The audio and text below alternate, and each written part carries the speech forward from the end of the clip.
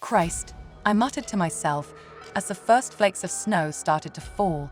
They gathered in fuzzy clumps over the windshield before my wipers cleared them away. I'd been waiting for 20 minutes now, in my sister's driveway.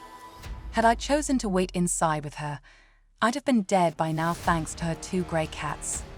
Cute little devils, but murder to my sinuses. Puffy eyes and a clogged up throat, that's just what I needed. Every Christmas, our family made the annual trip to my grandparents' cabin, tucked away in the woods of Hope, Alaska, and I'd hoped to beat the heavy snowfall that was forecasted. Since my sister's license was suspended from a DUI, here I was, a hostage to time, with my finger tapping anxiously on the steering wheel. When my mother had asked me to be the one to grab my sister, I had honestly dreaded it from the start. It wasn't that we hated one another, we just weren't as close anymore. After decades of constant arguments and bitter disagreements, we became distant and our relationship fizzled. Yes, we were siblings, but it felt more accurate to call us the residue of what siblings once were. Finally, like the gates of Valhalla, her front door opened, and out she came. Her hair was forest green. The last time I'd seen her, it had been white. The time before that, it was violet. "Got everything?" I asked as she clambered her way into the passenger seat. "Mum," she responded as she adjusted her glasses and stuffed a few bags in the back seat. And just like that, we were off. Hope was about a 30-minute drive, and it didn't take long for the awkward silence to inflate between us. It didn't help that the radio didn't work in my car and that the broken auxiliary port made your music sound like it was having a seizure. By the time we reached the turnoff for Hope Highway, the road was turning into a thick white sheet. Thankfully, on Christmas Eve night, the long stretch to Hope's small community was quick and vacant. The cabin was tucked away in a fortress of trees 5 miles off the main road. As I made the turn, my sister cracked the window, pulled out a blunt, and lit it with her lighter. "Want a hit?" she asked. Snow crunched beneath us. "Not while I'm driving. It's a straight path. We're practically there already." She took a drag and blew it out the window. "I want to just focus on this, all right?" She huffed and pushed up her glasses. "If you're that worried, maybe slow down a bit then." There was a jab, a piece of bait to lure me into another fight. But I wasn't going to bite, not this time. She could live with us getting there faster. The drive was almost over, and soon I'd be in a warm living room with my feet up, a spiked eggnog in my hand, and Bobby Helms' Jingle Bell Rock in the air.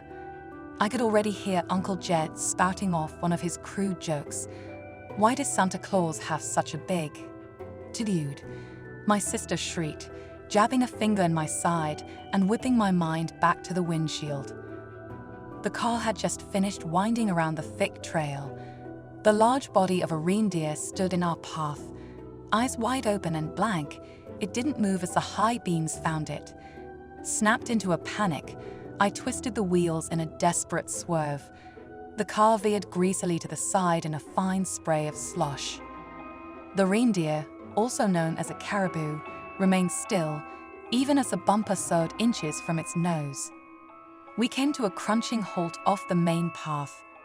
"Jesus," I sighed, blessed with relief. Did we hit it? "No," my sister said, leaning out the window to check, while exhaling another plume of smoke. I wound the steering wheel back around and pressed on the gas. The wheels shrilled in place, kicking up globs of sleet, but not moving an inch. "Perfect," I moaned and unfolded myself from the seat to check it out. The 2 front tires were caked in black slush and practically swallowed in a mound of snow. I kicked at it, trying to clear off the icy debris from the treads and beneath the wheel well. When that tired me out, I resorted to scraping it off with my fingers. "Screw off, Prancer," I heard my sister call toward the dark silhouette of the reindeer, its antlers like gnarled fingers reaching for the treetops. Then she made a sort of startled yip, followed by a "what the fuck?" I looked up from the scrim of snow. The reindeer was now standing tall on both of its hind legs. It looked strange, like a silly caricature you'd see in a kid's book. But out there, in the silence of the woods, it was a creepy image. The way its vague shape stood on just two legs held an almost human-like balance. For whatever reason, I realized then it didn't have a tail. Its muscular neck craned to the side and let out an ululating scream, a miserable squeal of metal grinding against metal. My legs were ice sculptures, cementing me to the spot as the shriek quieted to a succession of wet grunts. The reindeer dropped down to its original posture and stomped heavily. Puffs of white vapor and strings of snot vented from its nostrils.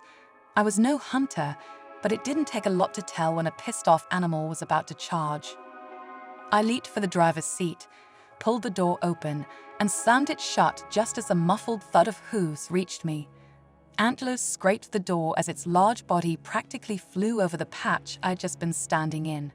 Fast, very fast. My sister screamed as the large bulk of its fame wound back around and charged again, this time shattering the headlights and submerging us in darkness. "Just go already," my sister hollered in my ear. "I'm trying, goddamn it," I hissed. The wheels continued to spin helplessly. We were trapped. The creature charged again, this time nailing the window. A cobweb of cracks bloomed near my sister's head.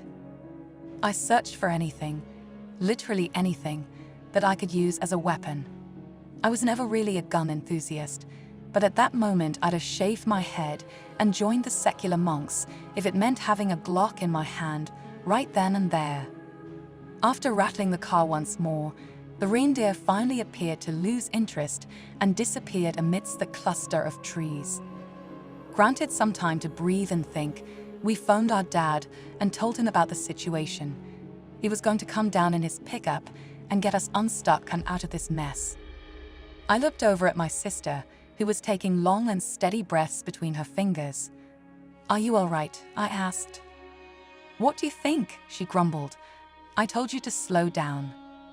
Another jab, and this time I wasn't going to have it. "You want to be useful," I yelled. "Get out there and push." "No." "Then shut the hell up. I don't need it right now." She said nothing else, and neither did I, returning once again to the pocket of silence that our relationship succumbed to. The sooner Dad's headlights peaked in the distance, the better. Suddenly, she rolled the window down. "What are you doing?" I asked. "Cash," she pursed her lips. "Just listen." Humoring her, I waited, and sure enough, the sound reached me too. The quiet voice of a little girl coming from outside. "Somebody," it whimpered, "I'm lost. Please help me, I'm lost." My sister unlocked the door and motioned to open it. I grabbed her wrist. "What are you doing?" she snapped. "There's someone out there." "Just wait a second.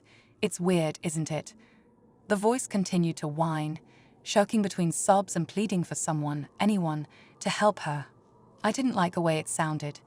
The same lasting drawl between words, the same weeping sounds, like someone was hitting repeat on a speaker.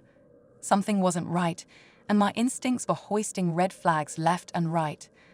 Then my sister looked at me, and her expression warped into shock. She flung back, pinning both shoulders against the interior. Things that sounded like words bubbled up, but didn't quite make it out of her throat. I turned and saw what was looking at me. It had the face of a man, surrounded by the mottled fur of a caribou's body. The skin was a mummified brown color, wound tightly around its long skull like old, crinkled leather. Snowflakes landed upon its wide, expressionless eyes and melted into the dark membranes of its pupils. It circled the car, bobbing its antlers and fogging up the windows as it peered inside. My heart shook the walls of my throat. I locked eyes with my sister, unable to say anything behind the sheer disbelief. I should have grabbed my phone, snapped a photo, recorded a video, anything, but my thoughts were jangled. It then let out that same horrible scream, but I didn't see its tight, contorted lips open. The sound was coming from its neck. Small, fleshy orifices, flapping open like mouths, were converting the high-pitched shrill into the mimicked cry of a little girl. "Help me, I'm lost. Help me." Headlights glazed the area. My father's pickup came into view, paving its way down the path. The reindeer, or whatever the fuck it was, ran off, vanishing once again into the snow-covered thicket. Nobody believed us. Why would they? If anybody had told me that story, I would have assumed they were hopped up on some crazy psychedelic. But the reality of what I saw was cold, and it's something I still to this day can't fully swallow. Instead of sleeping that night, my sister and I did some research that led us to the myth of skinwalkers, beings of some sort, capable of mimicking voices and disguising themselves as animals to lure people into the woods.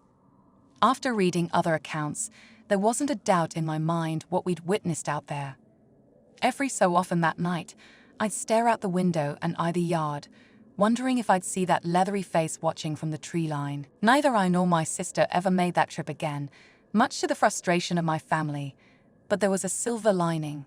She and I have never been closer.